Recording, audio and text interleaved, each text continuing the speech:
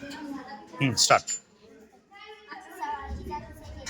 जब अब हम जो खाना खाते हैं उसे ग़िज़ा कहते हैं। कार्बोहाइड्रेट, प्रोटीन, चर्बी, विटामिन, मादनियात, रेशे वगैरह से हासिल होती है। सवाल, हमारे लिए कौन से विटामिन की जरूरत होती है और यह हमें कहाँ से हासिल होती है? Vitamin A, vitamin E, vitamin K, vitamin D, vitamin C, vitamin B6, vitamin B2, vitamin B12। ये विटामिन हमें मछली, गोश्त, बीज और फलों से हासिल होते हैं। प्रोटीन हमें किस चीज से मिलता है? प्रोटीन हमें गोश्त, अंडे और दालों से मिलता है। सवाल, हड्डियों के लिए कौन से विटामिन की जरूरी है और कहाँ से मिलता है? विटामिन डी हड्डियों को मजबूत करता है, सूरज की रोशनी से मिलता है।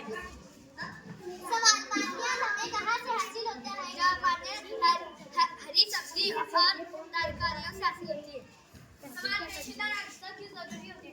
जब रेशेदार अज्जा सेहत को बरकरार रखते हैं और अभ्यास को दूर करते हैं। सवाल, हमें कौन सी ग़िज़ा का इस्तेमाल करना चाहिए और कौन सी ग़िज़ा